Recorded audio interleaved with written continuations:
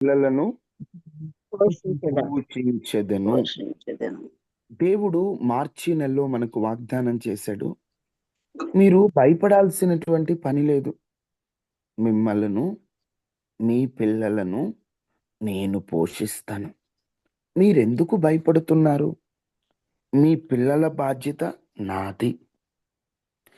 మీ కుటుంబం బాధ్యత నాది. మీ తల్లిదండ్రుల బాధ్యత నాది. నేను పోషిస్తాను అని ఓ భరోసాని దేవుడు మనకిస్తున్నాడు.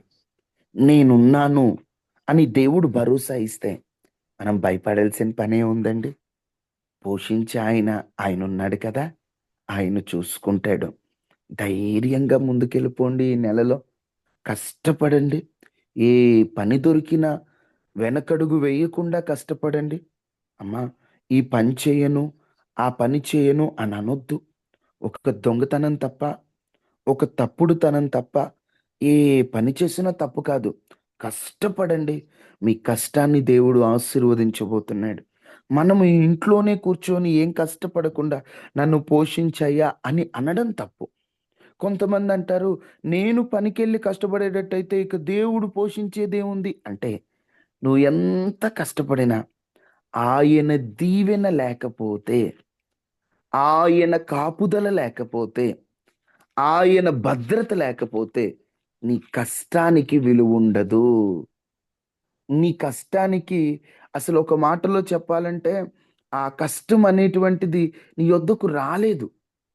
ఈ రోజున దేవుని దీవెన లేకపోతే మనం సంతోషంగా ఉండలేమండి. అందుకని మీరు ఏం చేసినా ఆయన దీవెన మనకు రావాలి కాబట్టి దేవుని మీద ఆధారపడి మీరు ముందుకు వెళ్ళండి. దేవుడే మీకు తోడై ఉంటాడు. దేవుని వాక్యములో ఒక మాట ఉంటది కదా! ప్రసంగి గ్రంథం 9వ అధ్యాయం 10వ వచనం. చేయుటకు నీ చేతికి వచ్చిన ఏ పని అయినను నీ శక్తి శక్తులకు లోపము లేకుండా చేయము. చేయము. నీకు దేవుడు ఏ పని ఇస్తే అది నీ శక్తి లోపము లేకుండా నువ్వు కష్టపడు. దేవుడు నిన్ను పోషించే బాధ్యతను ఆయన తీసుకుంటాడు. ఆయన నిన్ను దీవించి ఆయన నిన్ను ఆశీర్వదిస్తాడు. ప్రసంగి గ్రంథంలోనే రాయబడి ఉంటది. దేవుడు మనకు తోడై ఉండకపోతే చూడండి. ఒక మాట ప్రసంగి గ్రంథంలోనే రాయబడి ఉంటది. దేవుడు 2వ అధ్యాయం ప్రేమార్థుల చదవండి. చదవండి. దేవుడు తోడ్పాటు లేనిదే దేవుడు తోడ్పాటు లేనిదే నరుడు ఏమి తినగలడు, ఏమి నరుడు అనుభవించగలడు. ఏమి తినగలడు, ఏమి అనుభవింపగలడు. దేవుడి తోడ్పాటు లేకుండా మనం ఏం తినగలం, ఏం కష్టపడగలం? అందుకనే ఇదిగో చూడండి, ఇంకొక మాట కూడా ప్రసంగిలోనే 2వ అధ్యాయము 24, 25 అన్నపానములు అన్నపానములు పుచ్చుకొనుట కంటేను, పుచ్చుకొనుట కంటేను తన కష్టార్జితము చేత సుఖపడుట తన కంటేను, కష్టార్జితము చేత సుఖపడుట కంటేను నరునికి మేలుకరమైనది ఏదియూ లేదు. నరునికి మేలుకరమైనది ఏదియూ లేదు. నాకు ఇది మేలుకరమైనది ఏదైనా ఉందంటే కడుపు నిండా తినటం, మనకి రావాల్సిన కష్టార్జితం మనం అనుభవించటం. నరునికి మేలుకరమైనది ఏదియూ లేదు. లేదు. తర్వాత ఇదియును దేవుని వలన కలుగునని నేను తెలుసుకుంటుని దిగు దేవుని వల్ల కలుగునని నేను తెలుసుకుంటాను. తెలుసుకుంటు కష్టార్జితంతో సుఖపడాలి, అన్నపానములు తినాలి అనేది ఒక మేలు. ఆ కష్టార్జితం, ఆ కష్టపడిన ఆర్జితం ఎవరి వలన కలుగునట?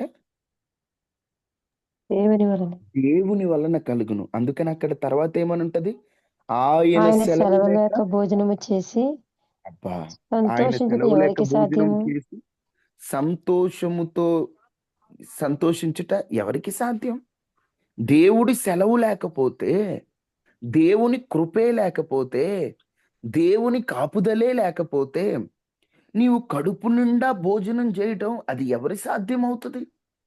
అంటే నువ్వు కడుపు నిండా తింటున్నావంటే, పోషింపబడుతున్నావంటే, అది దేవుని కృపే.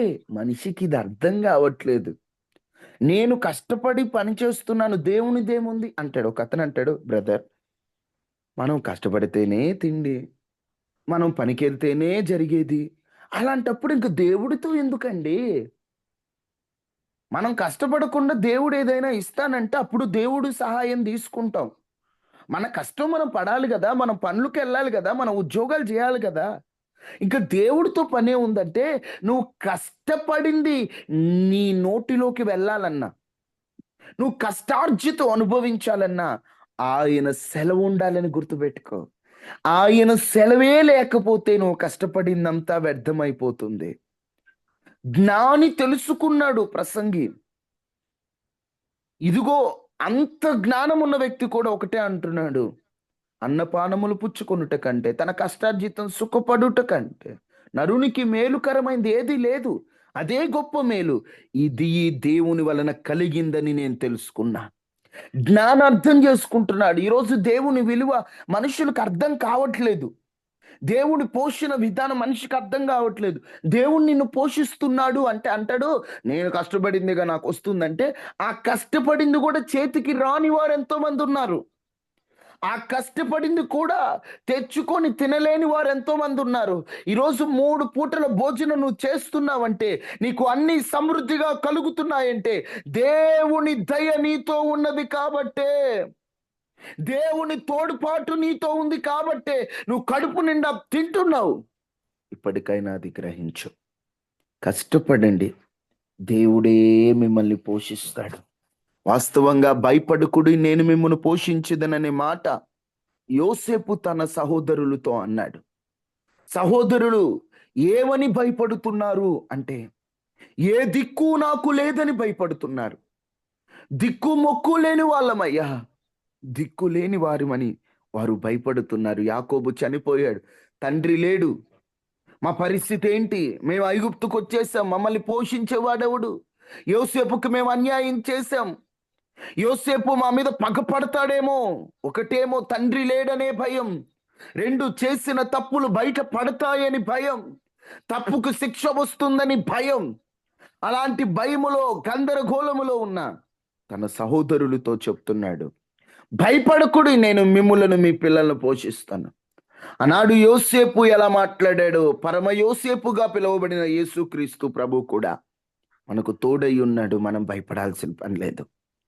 ఆయన మనల్ని ఎంత గొప్పగా పోషిస్తాడంటే, అప్పుడప్పుడు పాత నిబంధన అయితే హెబ్రీలో ఈ మాట ఉంది, క్రొత్త నిబంధన అయితే గ్రీక్లో ఈ మాట ఉందని ఎందుకు చెప్తామంటే, హెబ్రీ భాషలో రాయబడిన పాత నిబంధన ఒరిజినల్, అంటే అక్కడ కరెక్ట్గా రాయబడింది. ట్రాన్స్లేట్ చేసేటప్పుడు హెబ్రీ భాష నుండి తెలుగుకు మార్చేటప్పుడు కొన్ని పదాలు కొంచెం మార్పు జరిగింది. అంటే అక్కడున్న పదాలు అర్థాలు కొంచెం ఒకలా ఉంటాయి, మన తెలుగులో ఒకలా ఉంటాయి. రెండు ఒకటే, కానీ ఆ అర్థాల్లో ఇంకా లోతుంటదని నేను హెబ్రీని గ్రీక్ను కూడా కొంచెం చదువుతూ ఉంటానండి. చదువుతూ ఉంటాను, హెబ్రీని ట్రాన్స్లేట్ చేసుకొని ఇంగ్లీష్లోకి చదువుతూ ఉంటాను. అప్పుడు దేవుడు పోషించుట అనే పదం హెబ్రీలో 2 సార్లు రాయబడి ఉంది. ఒకటి జన్, జెడ్యుఎన్, జన్ అనేటువంటి ఒక పదం అక్కడ రాయబడింది. ఇంకోటి రహా అనేటువంటి ఒక పదం రాయబడింది. పోషించుట అనే పదం దగ్గర జన్ అనేటువంటి ఒక పదం, రాహా అనే ఒక పదం రాయబడింది. జన్ అంటే అర్థం ఏంటంటే, దేవుడు ఎలా పోషిస్తాడంటే, ఒకసారి ఇచ్చి వెళ్ళిపోవడం కాదు, ఆన్గోయింగ్ సప్లై. అంటే ఒక పూట, ఇప్పుడు ఎవరైనా ఆకలితో ఉన్నామంటే భోజనం పెడతారు. ఎన్ని పూటలు పెడతారు? మహా అయితే 2 పూటలు పెడతారు. అంతకు మించి ఎవరికైనా భారమే కదా! కానీ ఇక్కడ జన్ అని రాయబడిన చోట ఒక్కసారి ఇచ్చి వెళ్ళిపోవడం కాదు, అవసరమైనది ఒకసారి ఇచ్చి బాయి చెప్పి వెళ్ళిపోవడం కాదు, గాని అవసరమైనప్పుడల్లా వచ్చి వారికి అవసరమైన ఆహారమును అందించడమే ఈ జన్ అనేటువంటి పదం.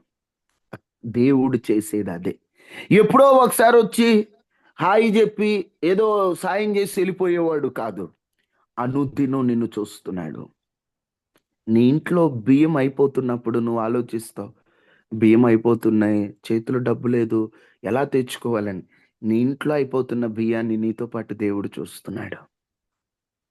నీ ఇంట్లో పరిస్థితిని దేవుడు చూస్తున్నాడు. ఆయనకన్నీ తెలుసు. నీకు ఆ సమయానికి దేవుడు ద్వారాలు తెరుస్తాడు. ఒకసారి ఏదో అలా వచ్చి ఇచ్చి వెళ్ళిపోయేవాడు కాదు. అనుదినం నీ అవసరములు ఎరిగినవాడు. క్రీస్తు యేసు మహిమైశ్వర్యములో మీ ప్రతి అక్కరను ఎరిగినవాడు. ఇంకొక మాట రాహా అనేటువంటి మాట అది వాస్తవంగా ఎప్పుడు వాడారంటే 23:1 యెహోవా నా కాపరి నాకు లేమి లేదు అనున్న చోట హెబ్రీలో నాకు పోషణ ఉంది అని అర్థం వస్తుంది. నాకు పోషణ ఉంది. పోషణ అంటే తినడానికి ఇవ్వడమే కాదు, గైడెన్స్ అంటే నువ్వు ఎటెల్లాలో నీకు పోషణతో పాటుగా నిన్ను పోషించడంతో పాటుగా నిన్ను గమనిస్తూ నీకు ఎటు వెళ్ళాలో మార్గం చూపిస్తాడు. ప్రొటెక్షన్ అంటే నిన్ను కాపాడుతూ ఉంటాడు దేవుడు పోషించడంతో పాటు. టైమింగ్, నీకు ఏది ఎప్పుడు అవసరమో దేవుడు అప్పటిది అనుగ్రహిస్తుంటాడు. పోషణ అంటే కాపాడబడతాం. పోషణ అంటే అవసరమైన సమయానికి దేవుడు ఇవ్వడం. పోషణ అంటే ఆయన నడిపించడం. ఈ రోజున నువ్వు ఏ పరిస్థితిలో ఉన్నా నిన్ను ఆయన కాపాడుతుంటాడు, నిన్ను పోషిస్తూ ఉంటాడు, నీకు అవసరమైంది ఆయన ఇస్తా ఉంటాడు. దేవుడు మనల్ని ఎలా పోషిస్తాడో కొన్ని మాటలు చెప్పి నేను ముగిస్తాను. దేవుడు ఎలా పోషిస్తాడంటే గమనించండి. నీకు అవసరమైనది, నీకు అవసరం వచ్చినప్పుడు అయ్యా నాకు ఆ సాయం చేయయ్యా అంటే నువ్వు అడిగావు కాబట్టి అప్పుడు దేవుడు తాను చేయాలనుకున్న పనిని స్టార్ట్ చేయడు. గుర్తుపెట్టుకో. నీవు అవసరమైనది నువ్వు అడుగుతావని ముందే ఎరిగి ఆల్రెడీ దేవుడు దానిని అక్కడ సిద్ధపరచుంటాడు. అబ్రహాము జీవితంలో దేవుడు ఒక పరీక్ష, ఇస్సాకును బలివ్వు. ఆ పరీక్షకు అబ్రహాము విధేయునిగా ఇస్సాకును తీసుకెళ్ళి అతడు బలి అర్పించే టైంకి దేవుడు మాట్లాడుతున్నాడు దూత ద్వారా, వద్దయ్యా నేను పరీక్షించాను, అదిగో అక్కడ ఒకటి ఉంది చూడు, గొర్రెపిల్ల పొట్టేలు అక్కడ ఒకటి ఉంది చూడు అన్నాడు. అంటే ఈయన వచ్చే ముందుగానే కొండ మీదకు ఒక పొట్టేలును రప్పించి అది చిక్కేటట్లుగా చేసి ఈయనకు అవసరమైనప్పుడు దేవుడు దాన్ని ఇతని కళ్ళకు కనిపించేటట్లుగా చేశాడు. ఆల్రెడీ అది ముందే ఉందా లేదా? సమాధానాలు చెప్పండి. ఆల్రెడీ ముందే ఉందా లేదా ఆ పొట్టేలు? ఉంది బ్రదర్. కానీ ఎప్పుడు కనిపించింది ఈయనకి? అండి, మీరు ఈ సత్యం గమనిస్తే, ఈ సత్యాన్ని మీరు అర్థం చేసుకుంటే నిజం చెబుతున్నా మీరు కృంగిపోరు. అందుకే భయపడకుడి, మిమ్మల్ని పోషిస్తాను. ఎలా పోషిస్తావయ్యా? నీకు అవసరమైంది ముందే నీకు అర్థం కాకపోవచ్చు, కానీ ఆ సమయానికి నేను ఆల్రెడీ సిద్ధపరిచింది నీ కంటికి కనిపిస్తుంది. దేవుడు అవసరాన్ని చూసి స్పందించడం కాదు, ఆయన ముందే చేశాడు. ఆయన ముందే చేశాడు. నువ్వు ఒక్కోసారి నాకేం పరిస్థితి ఏంటి, నేను ఎటు పోవాలి, ఏం చేయాలి, ఎట్లా ఎట్లా ఎట్లా అనుకుంటావు. కానీ నీకు అవసరమైంది ముందుగానే దేవుడు సిద్ధపరిచి నీ రేపటి కన్నీటిని దేవుడు ఈరోజే చూస్తాడు.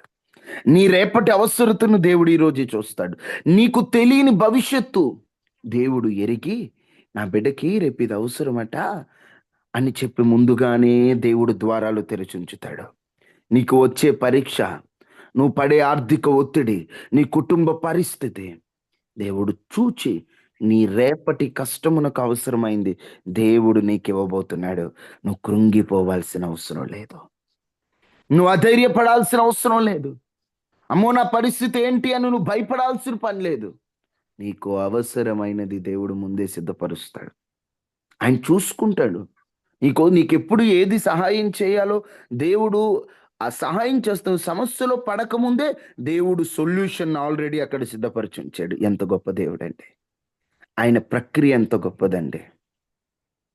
ఆయన కొన్నిసార్లు మనల్ని పోషించడానికి దేవుడు కొన్ని శ్రమలకు మనల్ని అప్పగించిన అది మన మేలు కోసమని, మనల్ని పోషించడానికి. ఆనాడు యాకోబు కుమారులని దేవుడు మరచిపోలేదు, వాళ్ళను పోషించడానికి దేవుడు యోసేపును అక్కడి నుంచోబెట్టాడు. యోసేపు జైల్లో ఉన్నాడు. నేను ఎన్నోసార్లు చెప్పాను, యోసేపు చెరసాల యోసేపుకు ఒక పాఠశాల అయింది. యోసేపు చెరసాల, యోసేపుకు ఒక అనుభవశాల అయింది. యోసేపు చెరసాల యోసేపుకు ఒక ప్రార్థనాశాల అయిపోయింది. నిజమే. యోసేపు చెరసాలలో గనక వెళ్ళకపోతే ఆయన కొన్ని నేర్చుకునేవాడు కాదు. ఇప్పుడు యోసేపు దగ్గరికి ఇద్దరు వచ్చారు. అయ్యా, మా ఇద్దరికి 2 కళ్ళొచ్చాయ్యా, నువ్వు అర్థం చెప్పన్న. ఆ కళలు చెప్పడం ద్వారా యోసేపుకి అర్థమైంది రాజు దగ్గర ఎలా ఉండాలి, ఎలా ఉండకూడదు. ఎందుకంటే మాట విన్నోడు ఒకడున్నాడు, వాడు మళ్ళీ రాజు దగ్గరికి వెళ్తాడు. వినని వాడు ఒకడున్నాడు, వాడు శిక్షింపబడతాడు. ఇవన్నీ తనకేమి నేర్పిస్తున్నాయి? అనుభవాలు నేర్పించాయి. ఇప్పుడు ఈ అనుభవాలు ఎలా ఉపయోగపడ్డాయి? కనానులో కరువు ఉన్న ఐగుప్తులో కరువు లేదు. ప్రపంచమంతా కరువు ఉన్న ఐగుప్తులో కరువు లేదు. ఐగుప్తుని ఒక ఉన్నత స్థితిలో పెట్టడానికి కారణం ఏమిటి? యోసేపు చెరసాల అనుభవమే. దేవుడు నిన్ను పోషించడానికి నీకు కొన్ని అనుభవాలు నేర్పుతాడు. నువ్వు పోషింపబడటమే కాదు, నీవు నలుగురిని పోషించే స్థాయిలో ఉండాలి. క్రైస్తవుడు ఎప్పుడు తాను తీసుకునే స్థాయే కాదు, ఇతరులకు ఇచ్చే స్థాయిలో దేవుడు పోషిస్తాడు. అబ్రహాముతో దేవుడు ఏమన్నాడు? నేను నిన్ను ఆశీర్వదిస్తాను, నీవు ఆశీర్వాదముగా ఉండదవు. నువ్వు ఒక్కడు అనుభవించడమే కాదయ్యా, నువ్వు ఆశీర్వాదంగా ఉండాలి. నువ్వే నలుగురికి ఒక బ్లెస్సింగ్ గా ఉండాలి. నలుగురికి ఇచ్చే స్థాయిలో నువ్వు ఉండాలి. నిజం చెప్తున్నా, దేవుడు మనల్ని ఆ స్థాయిలో ఉంచును గాక. దేవుడు మనల్ని ఆ స్థాయిలో ఆశీర్వదించును గాక. నిజంగా చెప్తున్నానండి. యోసేపుని దేవుడు ఎందుకు అక్కడ ఉంచాడంటే, అతనికి అవసరమైన, అంటే అతను అందరినీ పోషించాలంటే అతన్ని ఒక అనుభవంలో నడిపించాలి. ఆ చెరసాల ఒక అనుభవశాల, ఒక పాఠశాల. పాఠాలు ఇదిగో ఇట్లా ఉండాలి, ఇట్లా ఉండకూడదు. ఒక ప్రార్థనాశాల, అయ్యా నేను ఎలా ఉండాలి నాయన. ఎందుకంటే రాణిగారు వాళ్ళ ఇంట్లో ఉంటే ప్రార్థన చేసుకోవటానికి వీలవదు. చెరసాలలో ఉంటే ఇంక ప్రార్థన చేసుకోవటానికి వీలవుతుంది. కొన్నిసార్లు దేవుడు కొన్ని దూరం చేయడం, కొంత సమస్యలకు అప్పగించడం, కొన్ని పరీక్షలకు అప్పగించడం. నువ్వు అనుకుంటావు ఏంట్రా బాబు ఈ కష్టాలు, ఈ ఈ అపార్థాలు ఏంట్రా నువ్వు అనుకుంటావు. కానీ నిన్ను ఆ శ్రమ వెనుక నడిపించుటకు దేవునికి ఒక ఆలోచన ఉంది. ఆలోచన గమనించు. అంతే తప్ప ఏంటి పరిస్థితి ఏంటి, సమస్యలు ఏంటి, బాధలు ఏంటి అనుకోవద్దు. యోసేపుని చెరసాల్లో దేవుడు ఎందుకు ఉంచాడంటే, తానొక్కడు పోషింపబడటమే కాదు, తాను పోషించాలి అందరినీ. తాను ఇవ్వడమే కాదు, త- తాను తీసుకోవడమే కాదు, తను ఇవ్వడం కూడా తెలుసుకోవాలి. తన అందరికీ ఇవ్వాలనే ఉద్దేశంతో ఒక మాట ఉంటది కదా, రోమా 8:28లో, మేలుకై సమస్తమును దేవుడు సమకూర్చాడు. ఈ రోజున దేవుడు నిన్ను కొన్ని స్థానాల్లో పెడుతున్నాడు, కొంత ప్రదేశాలకు నడిపిస్తున్నాడు, కొన్ని సమస్యలకి అప్పగిస్తున్నాడంటే నువ్వు భయపడద్దు. నీకు అవసరమైనది దేవుడు ముందుగానే సిద్ధపరుస్తాడు. ఇప్పుడు ఎస్తేరు ఉంది, రాజభవనంలోకి ఎందుకు వెళ్ళింది? తన వారందరిని కాపాడుకోవడానికి దేవుడు అక్కడ ఉంచాడు ఆమెను. వారందరూ మొర్దెకై ద్వారా పోషింపబడ్డారు. దేవుడు పోషించేది ఏదో నామమాత్రంగా కాదు, నీకు అవసరమైనదన్నీ ఆయన ఎరుగుంటాడు. ఈరోజు ఈ మాటలు వింటున్న వారలారా, అయ్యా ఇంట్లో జరగట్లేదయ్యా, భయంగా ఉందయ్యా అనుకుంటున్నావా? ఆయన మీద ఆధారపడు. కష్టపడండి, ప్రార్థనాపూర్వకంగా పనిచేయండి. నా దేవుడు కాకోలముల ద్వారా పోషిస్తాడు. కాకుల ద్వారా పోషిస్తాడంటే లాక్కునే బుద్ధున్నోడు ప్రేరేపిస్తాడు. దేవుడు పోషించడం అంటే ఆయన నీకు అవసరమైంది ఆ సమయానికి దేవుడు ద్వారాలు తెరుస్తాడు. నువ్వేం భయపడాల్సిన పని లేదు. నీకెప్పుడు ఏది అవసరమో దేవుడు చూసుకుంటాడు. నీ పరిస్థితి ఆయనకి తెలుసు. నువ్వు ఎలాంటి స్థితిలో ఉన్నావో ఆయనకి తెలుసు. చూడండి, మీకు అందరికీ తెలిసిన మాటలు. ఆకాశ పక్షులు విత్తవు, కోయవు, అవి దాచుకోవు. అంటే పనికిరాని పక్షి, కష్టపడిన పక్షిని దేవుడు అంతగా పోషిస్తే నిన్ను దేవుడు పోషించడా? ఇక్కడ దేవుడు పోషించడం అంటే ఆకాశం నుంచి నీకు ఆహారాన్ని విసురుతాడని కాదు. ఇప్పుడు పక్షులను పోషిస్తున్నాడంటే ఏంటి? ఒక సిస్టమ్ పెట్టాడు. పురుగులు, గింజలు అవన్నీ పెట్టి పోషిస్తున్నట్లు దేవుడు నిన్ను పోషించడం అంటే ఆకాశం నుంచి రొట్టెస్తాడు, ఆహారం వేస్తాడు, బిర్యానీ పొట్లం వేస్తాడని కాదు. అవకాశాలు కల్పిస్తాడు. అనుకున్న రీతిగా దేవుడు వనరులు ఏర్పరుస్తాడు. సమయానుకూలంగా సహాయం చేస్తారు. ఇజ్రాయిలు 40 సంవత్సరాలు అరణ్యములో ఉంటే వాళ్ళకి వ్యవసాయం లేదు, వాళ్ళకి మార్కెట్ లేదు, వాళ్ళకి జాబు లేదు. దేవుడు వారిని పోషించలేదా? ఏలీయాను పోషించలేదా?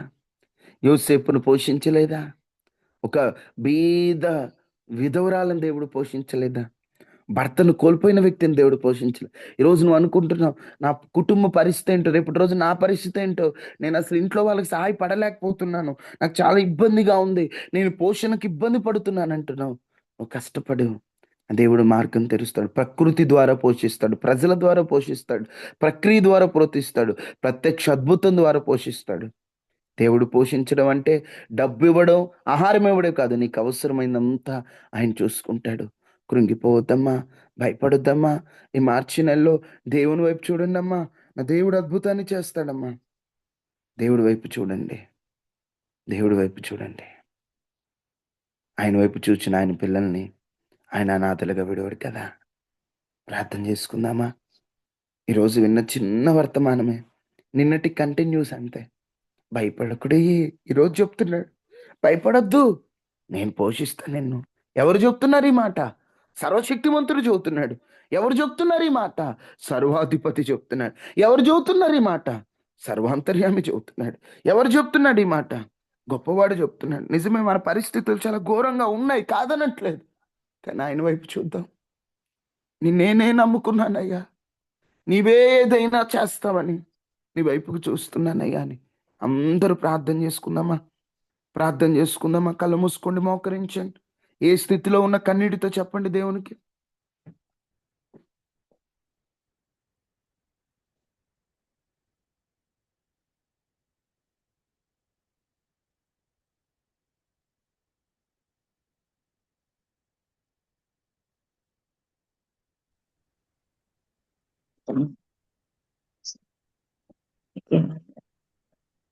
నీవే ఏదైనా చేయాలి ప్రభువా, నీవే ఏదైనా చేయాలంటూ నీ పాదాలకై, అయ్యా నీ పాదాల దగ్గరికి వచ్చామయ్యా. నీవే ఏదైనా చేయాలంటూ నీ కార్యాలకై ఎదురు చూస్తున్నాము. తప్పక చేస్తావని నిన్ను నమ్మి, తప్పక చేస్తావని నిన్ను నమ్మి, నీ కరముపై దృష్టి ఉంచినానయ్యా, నీ కరముపై దృష్టి ఉంచినామయా. నీ పక్షులను నిత్యము పోషించుచున్నావు. నీ పిల్లలు వాటి కంటే శ్రేష్ఠులే కదా. నీవున్నంత వరకు సింహపు పిల్లలైనా కౌతువ కలిగి ఆకలి కొనినా, నీ పిల్లలు ఆకలితో అలమటింతురా, నీవున్నంత వరకు, నీవున్నంత వరకు, నీవున్నంత వరకు యేసయ్యా, యేసయ్యా, యేసయ్యా, యేసయ్యా, యేసయ్య పోషించయ్యా. ప్రార్థించండి, ప్రార్థించండి, మౌనంగా ఉండదు, ప్రార్థించండి. యేసయ్యా, యేసయ్యా, యేసయ్యా, యేసయ్యా, ఎవరికి నే భారమైనా నీకునే భారమే కాదు యేసయ్యా. ఎవరికి నే బరువైనా నీకునే బరువునే కాను యేసయ్యా. కాకోలములకు చెప్పి నన్ను పోషిస్తావని, కాకోలముకు చెప్పి నన్ను పోషిస్తావని నీ పాద చెంతనే వేడుకొంటిని, నీ పాద చెంతనే వేడుకొంటిని, నీ పాద చెంతనే వేడుకొంటిని. కాకోలముల చేత పోషిస్తావని, కాకోలముల చేత పోషిస్తావని నీ పాదము చెంతని వేడుకొంటిని, నీ పాద చెంతని వేడుకొంటిని. దిక్కుని శరణమేసయా, నీవు తప్ప నాకు ఎవరు లేరయ్యా. దిక్కు నీవయా, శరణు యేసయ్యా, నీవు తప్ప నాకు ఎవరు లేరయ్యా. దిక్కు నీవయా, దిక్కు నీవయా, దిక్కు నీవయా, దిక్కు నీవయా, దిక్కు నీవయా, శరణు యేసయ్యా, నీవు తప్ప నాకు ఎవరు లేరయ్యా. యేసయ్యా, మమ్మల్ని పోషించండి అయ్యా. ఈ మార్చి నెల 2వ తారీఖు వచ్చాము, ఇంకా 29 రోజులు ఉన్నాయి. ఈ రోజుతో కలిపితే 30 రోజులు ఉన్నాయి. ఈ 30 రోజులు పోషించాలయ్యా. అయ్యా, ఆర్థిక క్షోభలో ఉన్నామయ్యా, ఆర్థికంగా ఇబ్బందులు పడుతున్నామయ్యా, పోషించండి అయ్యా. ఈ నెలలో ఎవరు ఆకలికి ఇబ్బంది పడకూడదు, ఈ నెలలో ఆర్థిక సమస్యలు ఉండకూడదు, రావాల్సిన డబ్బులు రావాలి, ఆగిపోయిన కార్యక్రమాలు శుభకరమైనవి జరగాలి, మేలుకయాన్ని సమకూడాలి. నీ బిడ్డల జీవితంలో అద్భుతాలు చేయమని, అద్భుతాలు చేయమని, అద్భుతాలు చేయమని. మహాపరిశుద్ధుడ, మహోన్నతుడు అయిన దేవ, కృపా సత్య సంపూర్ణానికి వందనాలు. ఈరోజు మీరు మాతో మాట్లాడిన మాటలు బట్టి వందనాలు. మీ మాటల ప్రకారంగా మీరు మా జీవితాలను కొనసాగింప చేయండి. ఎవరెవరు ఏ పరిస్థితిలో ఉన్నారో వారి పరిస్థితిని చూసి మీరు అద్భుతం చేయమని. అనారోగ్యంతో ఉన్న వారికి ఆరోగ్యాన్ని ఇవ్వండి, మానసికంగా కృంగిపోయిన వారికి ధైర్యాన్ని ఇవ్వండి, ప్రతి ఒక్కరిని పోషించమని, వారి కన్నిటిని చూచి గొప్ప కార్యం చేయమని, అందరికీ తోడుగా ఉండమని, చేతి పనుల్లో తోడుగా ఉండండి, ఉద్యోగాల్లో తోడుగా ఉండండి, పంట పొలాల్లో చెరువుల్లో తోడుగా ఉండండి. నీ పిల్లల పక్షాన మీరు నిలిచి అద్భుతం చేయండి. ఈరోజు ఉదయకాల ప్రార్థనలో పాల్గొన్న వారందరినీ మీరు దీవించమని, నడినెత్తు నుండి అరికాలు వరకు కూడా మీ రక్త ప్రోక్షణ మాకు జరిగించమని, నీ బిడ్డలకు తోడుగా ఉండి కంచె వేసి ప్రమాదాలు వైరస్ల నుంచి తప్పించి, క్షేమాన్ని ఇచ్చి, పోషించి, ఆదరించి, ధైర్యపరిచి, నిలబెట్టి, కృప చూపించి, ఆరోగ్యాన్ని, ఆనందాన్ని మీరు ఇవ్వమని యేసు నామములో అడిగి వేడుకుంటున్నాం తండ్రి. అందరికీ వందనాలమ్మా. తండ్రి దేవుని ప్రేమ, కుమారుడైన యేసుక్రీస్తు వారి కృప, పరిశుద్ధాత్మ అన్యోన్య సహవాసం మనకి, మన కుటుంబాలకి ఎల్లప్పుడూ దేవుని కృప తోడేయును గాక. వందనాలమ్మా. వందనాలయ్యా. వందనాలమ్మా. వందనాలు తమ్ముడు. అందరికి వందనాలు. అందరికి వందనాలమ్మా. వందనాలు బాబు. అమ్మా వందనాలమ్మా. వందనాలు తమ్ముడు. వందనాలు పెద్దమ్మా. ఎన్నో వందనాలన్నా. వందనాలు తమ్ముడు. అక్క వందనాలు. Praise lord.